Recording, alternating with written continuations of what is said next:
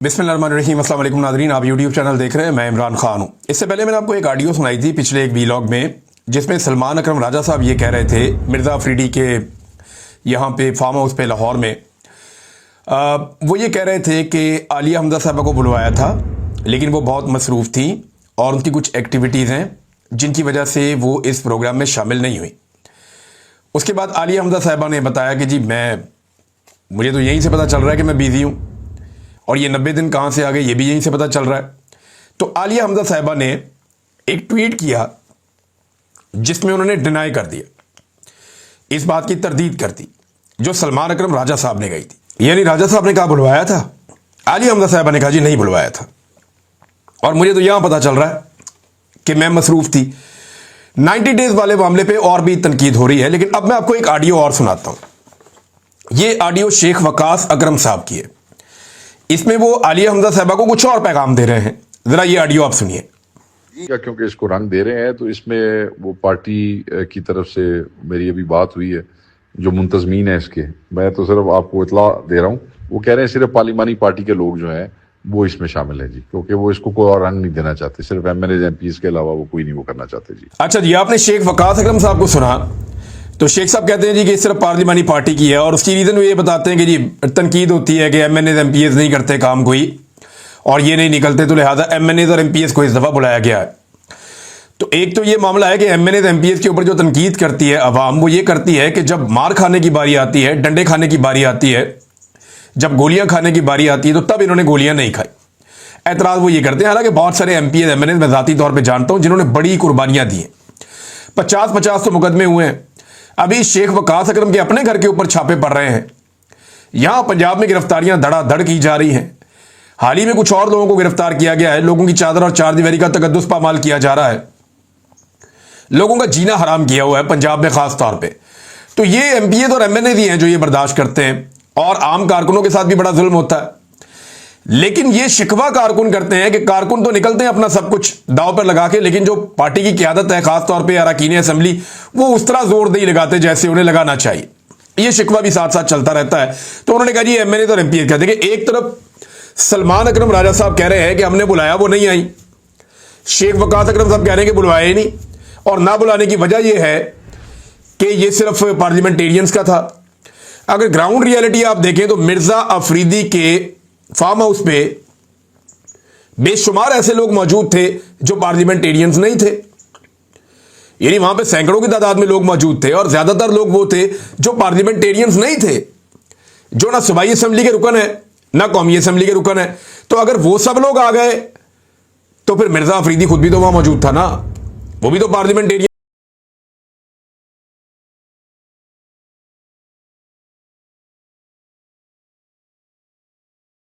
Niger है।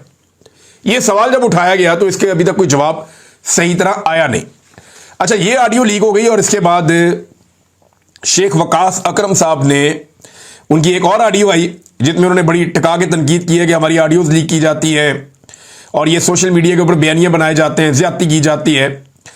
तो ये क्योंकि पार्टी के अगर अंदर की कोई बात है ना, आपस की कोई बात है, तो वो ऐसे ऑडियोज लीक हो जाना भी जरा मायूब लगता है। लेकिन पाकिस्तान तहरीक इंसाफ के अंदर सब चलता है आजकल कि पार्टी की अपनी लड़ाइयां बहुत ज्यादा बढ़ गई हैं। यानी एक तो मिर्जा अफरीदी को टिकट दिया जा रहा है, इसके ऊपर पार्टी हराना। अच्छा, मेरी बहुत सारे लोगों से बात हुई, ये मैं आपको वो बात बताने लगा जो मेरी जाती तौर पे लोगों के साथ बात हुई है। जो लोग मिर्जा अफरीदी के घर गए उनमें से कई लोगों से मैंने बात की। मैंने कहा जी आप जब मिर्जा अफरीदी के घर गए तो आप क्या प्लान करके गए थे? तो मुझे जितने लोगों से मेरी बात हुई उन सबने मुझे ये कहा कि हमें पता ही नहीं था कि हम उनके घर जा रहे हैं। मैंने कहा यार आप छोटे बच्चे हैं, आपको क्यों नहीं पता कि आप कहां जा रहे हैं? आप वहां से चल पड़े खैबर पख्तूनख्वा से काफिले लेकर के, जनाब हम जा रहे हैं अली अमीन गंडापुर के साथ। वो हमें कहां लेकर जा रहा है? कहते जी हमें ये पता था लाहौर जाना है। हमें व्हाट्सएप की लोकेशन भी शेयर की गई थी कि अगर कोई आगे पीछे हो जाए तो ये लोकेशन है जहां पे पहुंचना है, ये फार्म हाउस है। लेकिन हमें ये नहीं पता था कि ये फार्म हाउस मिर्जा अफरीदी का है, या हमें तो ये भी नहीं पता था कि मिर्जा अफरीदी का लाहौर में कोई फार्म हाउस भी है।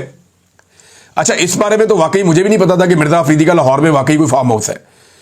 तो इस पे मैं इसलिए भी एतबार करता हूं कि इससे पहले कभी ये हाईलाइट हुआ भी नहीं कि रायविंड में कोई मिर्जा अफरीदी का भी अपना कोई फार्म हाउस है। बहरहाल ये फार्म हाउस तो वहां मौजूद है, और यहां पे बड़ी तादाद में, पता नहीं वो उनका है या उनके किसी रिश्तेदार का, लेकिन जो भी है वहां पे मिर्जा अफरीदी साहब ने बंदोबस्त किया हुआ था और ये सारे वहां पहुंच गए। इनकी अक्सरियत ये जानती नहीं थी कि उन्हें मिर्जा अफरीदी के फार्म हाउस पर ले जाया जा रहा है, और ये उन सबका दावा है। यानी जितने लोगों ने मेरे साथ बात की उन्होंने कहा जी हम बाकियों की तरफ से भी आपको बता देते हैं कि चंद लोगों के अलावा ये लोगों को पता ही नहीं था कि हमें कहां लेकर जा रहे हैं। हम तो काफिले के अंदर चले गए, जहां पे हमें हमारे कायद अली अमीन गंडापुर साहब ले गए, हम उनके पीछे पीछे चले गए। इमरान खान साहब की फैमिली को भी इवन ये नहीं पता था कि मिर्जा अफरीदी के घर जा रहे हैं ये लोग सारे इकट्ठे होकर, नहीं पता था, उनकी फैमिली को भी नहीं पता था। बहरहाल ये वहां पहुंच गए और ये मैं उनकी फैमिली से कंफर्म करके आपको बता रहा हूं, मैंने डायरेक्ट तो बात नहीं की, लेकिन जिन लोगों ने बात की उन्होंने मुझे बताया कि जनाब उनको 2-3 चीजों का तो फैमिली को नहीं पता था।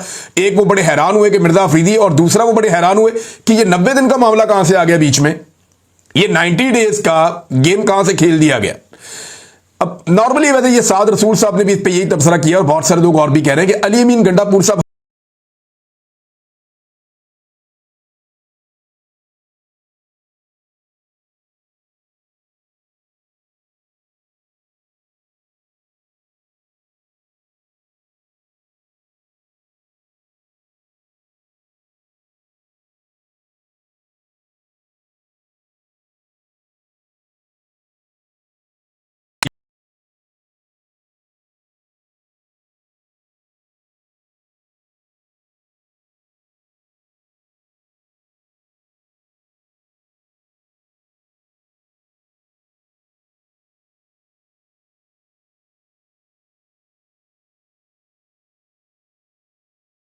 इंफॉर्मेशन नहीं दी जा रही, तो गंडापुर साहब ये मोमेंटम तोड़ देते हैं। इस मर्तबा उन्होंने मोमेंटम बहुत जल्दी तोड़ दिया, पहले ही तोड़ दिया या कोशिश की है तोड़ने की।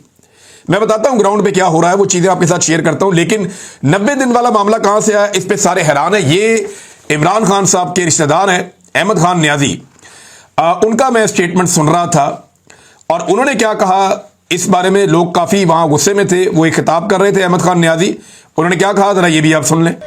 हमें 300 दिन 90 दिन नामंजूर है। हमें सलीमा खान ने 5 अगस्त का टाइम दिया है। हमने कहा 5 अगस्त को हमें टाइम चाहिए। हम हर गली जाएंगे, हर मोहल्ले जाएंगे, हम हर शहर जाएंगे, हर डिस्ट्रिक्ट जाएंगे। हम नहीं बैठेंगे जब तक खान हमें ट्रक की नापति दिखाओ। कभी मुज़ाकरात से दिखाते हो, कभी 5 तारीख, कभी 10 तारीख, कभी ईद से पहले, कभी ईद से बाद। हम बस हो गई हमारी, अब 2 साल से हमारा लीडर अंदर है, बहुत हो गया।